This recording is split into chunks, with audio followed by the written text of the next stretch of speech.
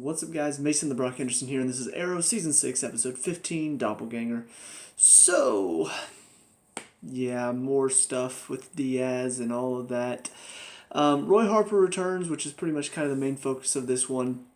So, apparently Diaz is trying to use him, having his cops torture him in an attempt to get him to testify that Oliver is the Green Arrow. And so, that's pretty much where this episode kind of mainly goes towards.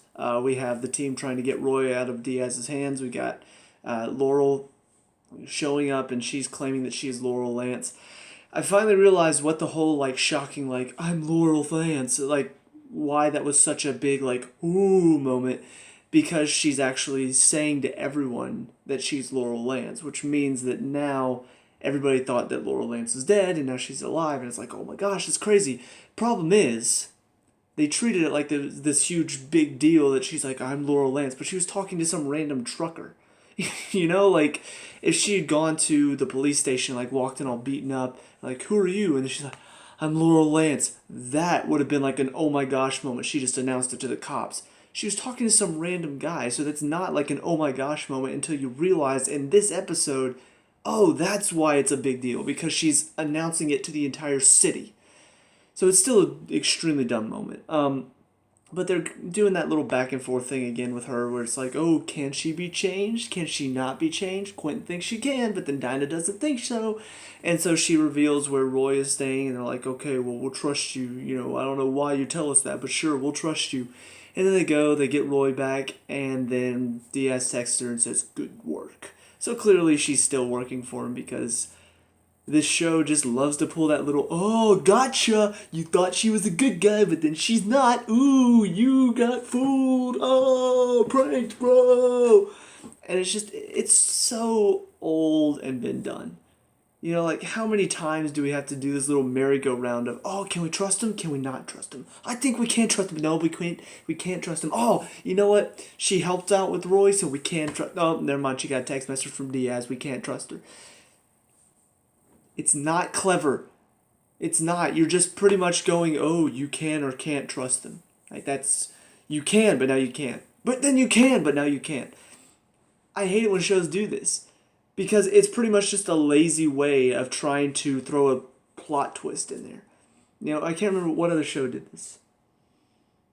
There was one that did it a whole lot with one character. I can't remember what show it is now. Crap. There's a show, though, that I watched that did that a lot. They did the whole, you can't trust them. Maybe it was Arrow in the past season. I don't know. Whatever the case, this is a boring plot line. It's been done. We're going to do this whole merry-go-round of we can't, until it just... I'm already bored. We've only done it twice in the probably 6 times that they're going to go through this. So anyway, she's helping them out with Roy. They do manage to go get Roy and save him from Diaz. Oliver lets Thea and Roy escape, and Diaz pretty much says, you can't take me in, and just kind of gives a little speech as to why Oliver can't turn him into the cops because he pretty much owns half of the cops or something. I don't know what's going on.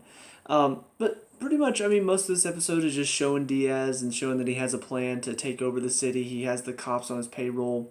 The team finds out that it's Diaz that killed Cade James and set all of this in motion. And frankly, I'm just sitting here going, I don't care. Because Diaz is not an interesting villain. He's just not. There's nothing about him that makes him compelling. There's no backstory with him. We met him in this season. And frankly, why does he know all of this? This was a problem I had with Prometheus last season. As interesting a villain as Adrian Chase was, it was never revealed why he was so smart. How he was able to completely plan every little detail of his plan to the point where Oliver didn't really stop him. He kind of stopped himself. He shot himself to kill himself, which then blew up the island. That was all his plan. Oliver never really beat him. So, looking at that, you never really explained, well, how is Adrian Chase that smart? How is he able to plan out all of these details? Did he have super intelligent abilities? Did he have the ability to see into the future? How is it possible? No explanation. He dies. Okay. This season, we've got Caden James, super intelligent. Okay, so clearly he gets it now. He gets killed by a guy who's even apparently smarter than him. No explanation why. He's just smarter than Caden James and Oliver Queen and can manipulate everyone around him with no explanation. Now, maybe there will have one for this guy, but frankly, it feels very much like Prometheus from last season. Just a guy who's super smart with no real explanation as to how he's so smart, but he strategically places all these people in plans like 3-4 steps ahead, so that way everything sort of works out in his favor. I don't know. I feel like I've seen this been done before. It feels like every season of Arrow is like this. We get some bad guy who's just very smart and can manipulate all these pieces to work to his favor. The only one that didn't do that was shockingly the worst season of them all, Damien Dark. He had magical abilities. He was still smart, but that was the big thing was, he's got magic powers. That makes him a more difficult villain than the others. But it was a terrible season because it didn't feel like Arrow. But anyway, disregarding all of that, this episode it shows why I don't care. You got a villain that I don't care about. You've got this character that they're going to play back and forth, merry-go-round with the trust issues that I don't care about. You've got, Dinah coming back and she's all like, I'm going to kill her. And Quentin's like, no, you're not. And they're going to go back and forth forever until Laurel dies, probably by somebody else's hand entirely. They have one scene between Curtis and Renee's daughter. Just kind of random. He shows up. Oh, the babysitter left a little while ago. Where's my dad? He's like, listen, I gotta tell you about your dad. All right, something happened, but he's gonna be okay. But you need to know the truth about him. Never hear from her again, so don't really know what's going on there. And that's pretty much it. Thea, yes, she's returned to help fight a bit more. Now she's got Roy back, and honestly, I do kind of want to find out a bit more about Roy just because he's been out of the picture for so long. It appears that he's going to stick around for now. I don't know what the plan is with him. I don't know. Oliver at one point talked to Thea about maybe you should just take him and go and leave with him. Get out of town together. So that way you two can start your life together. So I don't know if that's going to be the plan going in the future.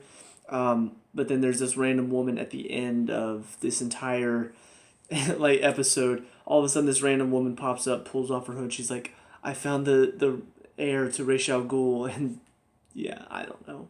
They're just throwing in another plot point in an already crowded season. And I don't care. So, with all that said, yeah, this season has just completely lost my interest. The only reason I'm watching now is just to find out how on earth they could possibly squeeze out a 7th season. Because it's the only one of all the CW shows that's been renewed for another season. Somehow. Even though they've completely run out of ideas, the 6th season has just felt on repeat a lot of the times, and then now they're doing stupid storylines, with the team splitting apart, with Laurel doing the trust stuff. Diaz is not that interesting of a villain.